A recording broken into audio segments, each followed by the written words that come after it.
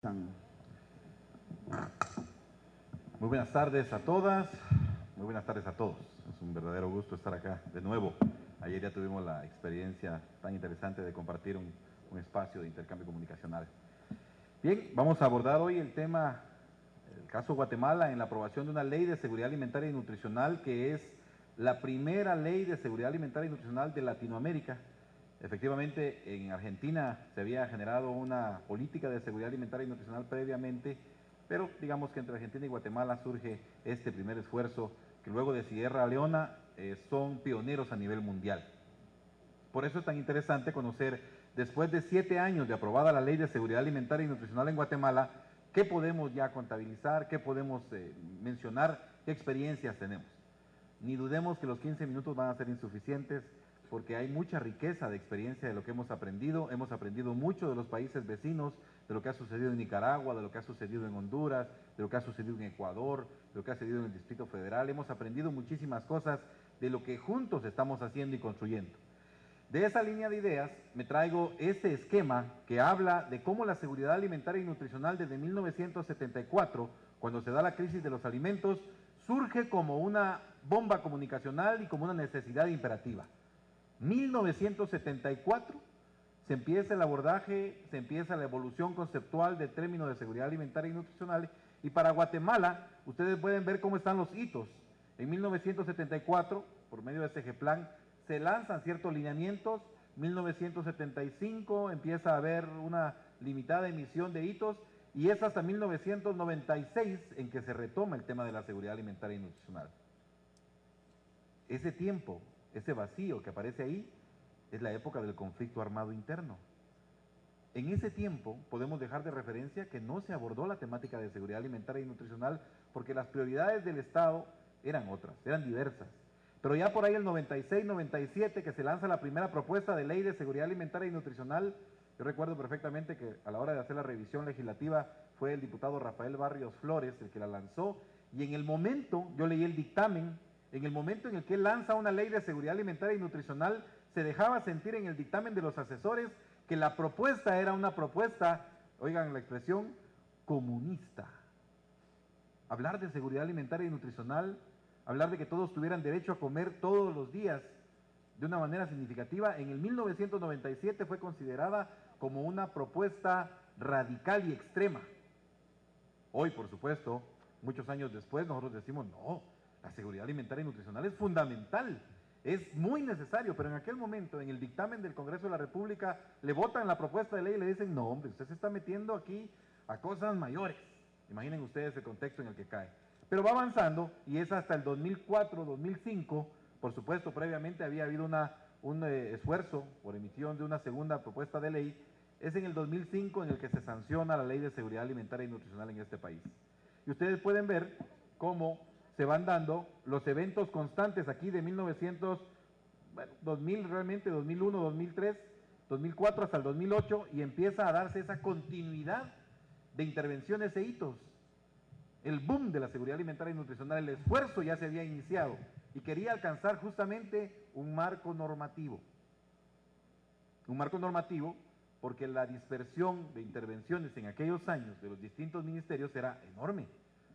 Cada quien por su lado haciendo sus intervenciones, pero el tema alimentario y nutricional no fungía con la fuerza que debía. Ya vieron cuántos años de esfuerzo llevó un proceso, y por eso mismo la presentación tiene este título: el contenido es tan importante como el proceso, porque que la norma tenga internamente una buena estructura legal no implica que vaya a ser exitosa. Que la norma tenga en su constitución fuerza y vitalidad solo se logra si ha vivido un proceso muy participativo de distintos sectores. Y ese es el ejemplo de cómo surge la Ley de Seguridad Alimentaria y Nutricional. La ley del sistema tenía 3 componentes concretos: el sector social, en este caso, que estaba representado por la Mesa Nacional Alimentaria, que aglutinaba a diversos actores. Mesa Nacional Alimentaria, que hizo un acuerdo con los 2 candidatos a la presidencia del 2003 y les dijo, ¿le van a entrar al tema de la seguridad alimentaria y nutricional en serio o no muy en serio? Y ellos dijeron sí. Y entonces ellos dicen, bueno, entonces firme aquí. Sacaron un compromiso político en el 2003 que trasciende al 2004 cuando ya se empieza a hacer la elaboración de la norma y ahí se involucra, por supuesto, el sector gubernamental. En aquel entonces había un Frente Nacional de Lucha contra el Hambre, el Frente contra el Hambre que le llamábamos. Había un esfuerzo del Viceministerio de Seguridad Alimentaria y Nutricional, había un esfuerzo del organismo legislativo, pero también había un esfuerzo de la cooperación y los expertos que a nivel mundial habían tenido las experiencias de otros países de ver cómo sí funcionaba. Guatemala, en consecuencia, tiene una fuerza legal bastante marcada. Hay una ley del Sistema Nacional de Seguridad Alimentaria y Nutricional, que ya bien comentaba la licenciada Zuli, que tiene estructura que involucra aspectos de derecho a la alimentación, o sea, los aspectos legales, de soberanía alimentaria y de seguridad alimentaria y nutricional. Bien, también en Guatemala hay una joya, como la han denominado algunos expertos, de la Política Nacional de Seguridad Alimentaria y Nutricional. Hay un reglamento, hay manuales, está el plan estratégico y está lo que hoy vamos a ver con un poco más de detalle, que es el Plan Hambre Cero. Es importante mencionarles, a partir de todo ese esfuerzo, que ustedes en la mesa de afuera tienen una primicia mundial. La aplicación del derecho a la alimentación a nivel nacional en América Latina y el Caribe, que el relator especial deja hoy para ustedes acá, es la primera vez que se ve. Es el informe de avances de América Latina el que ustedes tienen sin que se haya conocido en ningún otro lugar. De hecho, se acaba de traducir al español. Está en la mesa de afuera un informe que es una primicia mundial y que ahora en octubre va a ser presentado ante el Comité de Derechos Económicos, Sociales y Culturales junto al informe de África. O sea, la primera instancia en la que el relator especial decide que conozca su informe de avances de América Latina es este frente parlamentario, porque lo ve muy importante, porque lo ve muy valioso, porque ve trascendente lo que ustedes hacen en sus países. Bien, este documento que ustedes tienen en sus manos es una gran responsabilidad porque dice que América Latina es el continente más avanzado en la implementación del derecho a la alimentación. Lo dice claramente. Dice que hemos tenido ya experiencias, que hemos tenido lecciones aprendidas, que hemos tenido momentos, que hemos tenido vivencias que pueden alimentar a otros continentes. De hecho, en Kenia, hace un mes y medio, decía, si África tomara el marco normativo que tiene Latinoamérica, y en especial el de Brasil y Guatemala mencionaba en aquel momento, si tomara de referencia eso, África cambiaría su situación alimentaria y nutricional. Imaginen ustedes, que un hombre que tiene la visión del globo terráqueo esté diciendo que en Guatemala y Brasil, que en América Latina se tienen avances enormes, es porque en realidad está dando oficialmente el posicionamiento del continente latinoamericano. Del pacto que involucra la cooperación internacional. El pacto se firma en febrero, el 16 de febrero, y teníamos nosotros la organización a cargo y esperábamos 300 personas. Y lo hicimos en San Juan Atitán, que tiene 91.4% de desnutrición crónica. 91.4%. 10 de cada 10. 10 de cada 10 niños. Y San Juan Atitán es un ícono a nivel mundial porque no hay otro municipio en el mundo que tenga más nivel de nutrición, es que sea casi el 100%. Bien, esperábamos 300 personas a ese evento porque era distante el lugar. Había que caminar mucho tiempo para llegar, está en Huehuetenango, y esperábamos 300 personas dispuestas a firmar un pacto nacional y no llegaron 300, llegaron 500, 200 más. El esfuerzo para llegar allá, de aquí de la ciudad capital, es aproximadamente 8 horas de camino. Y llegaron 500 personas. Y llegó el sector empresarial, y llegó el sector, distintos sectores, el indígena, el campesino representado en la Incopaz estuvo con nosotros, y llegaron organizaciones sociales y organizaciones de fuerza y organizaciones de mujeres, y llegaron porque estaban dispuestas y dispuestos a enfrentar este flagelo, pero ya no viendo solamente al gobierno, sino viendo cómo conjuntamente se puede lograr. Y eso es un paso importante, un pacto nacional contra el hambre. Ni vi cuando pasaron esto, ¿eh? Bien. El Pacto Hambre Cero, como se le denominó, tiene un plan de acción. Ese plan de acción, o sea, el pacto es la determinación política de distintas entidades, no solamente gobierno, no solo gobierno, distintas entidades. El pacto tiene un plan de acción que le entra al tema de la estructura a través de la desnutrición crónica, pero también aborda el tema de la desnutrición aguda, viendo la estructura y la coyuntura que es tan importante, no solamente una, sino las dos. A la larga busca que todo se concentre en el nivel local, que las comisiones municipales de seguridad alimentaria y nutricional tengan el fortalecimiento de las entidades centralizadas, que ahora se descentralizan, y pueda tener una focalización clara y concreta.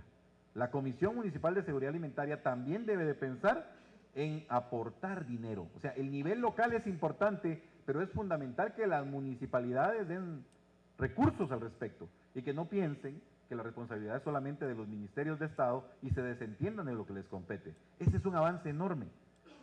Es un avance enorme porque los componentes del Plan Hambre Cero son probados en el mundo y han demostrado efectividad.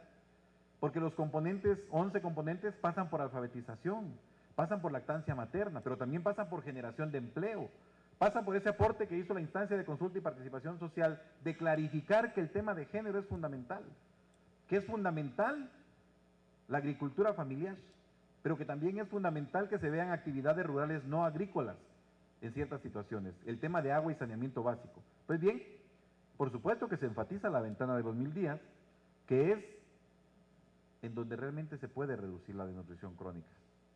La generación de seguridad alimentaria y nutricional viene en otro estrato, en otro escalón, pero lograr reducir la desnutrición crónica por comprobaciones mundiales, costo-beneficio, son estas 13 intervenciones. 13. Bien, logros que se han tenido a la fecha, una firma del pacto con múltiples actores involucrados. Aquí están los compañeros ahorita de Asasgua, y me recuerdo muy bien, es la Asociación de Azucareros Guatemalteca. Me recuerdo muy bien cuando ellos dijeron, nosotros siempre somos muy disciplinados para firmar con el CACIF, que es la cámara que involucra al sector empresarial, pero hoy vamos a dejar que firme CACIF y vamos a firmar nosotros también, porque queremos que quede evidencia en el libro de oro del pacto que nosotros estamos comprometidos con este esfuerzo. Luego de eso, hemos logrado alineación presupuestaria que no se hacía nunca. O sea, el Ministerio de Finanzas Públicas, el Ministerio, la Secretaría de Seguridad Alimentaria y Segeplan, que es la Secretaría de Planificación, se unen porque es importante la voluntad política, pero detrás tienen que haber recursos invertidos y que lleguen al terreno. Luego, hicimos barridos nutricionales abordando el tema de la desnutrición aguda, y en los primeros 6 meses del año habíamos salvado 1.194 vidas de niños y niñas que jamás hubieran sido vistas si no hubiéramos hecho 250.000 de evaluaciones que fuimos tocando de hogar en hogar, de puerta en puerta. Se crea un Ministerio de Desarrollo Social que aglutina los programas, que se institucionalizan los programas sociales. Se generan matrices desde el terreno, ya no desde el nivel central, desde el terreno.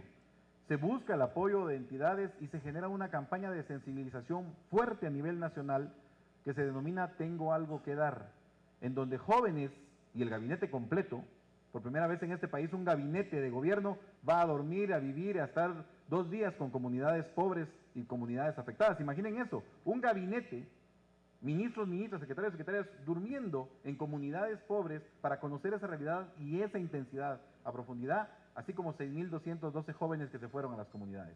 Y en ellos había más o menos 1.500 funcionarios públicos. Bien, se han establecido sistemas de información y quiero decirles algo para cerrar. Para acabar con la desnutrición, todos tenemos algo que dar desde nuestro ámbito. No importa dónde estemos, pero en este caso estamos con los tomadores de decisión política más importantes que pueden generar normas, que pueden generar seguimiento, que pueden generar auditoría, que pueden generar acciones de éxito.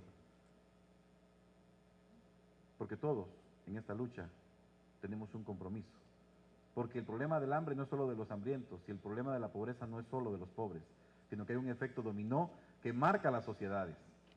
Y si no luchamos contra la desnutrición, el intelecto de Honduras, de Nicaragua, de Panamá, el intelecto de los países suramericanos, el intelecto de Guatemala va a estar dañado para siempre. Lo que más se pierde en la desnutrición es el intelecto de los pueblos. Y ustedes y yo no podemos permitir eso, y por eso les insisto que todos en esta lucha tenemos algo que dar. Muchas gracias.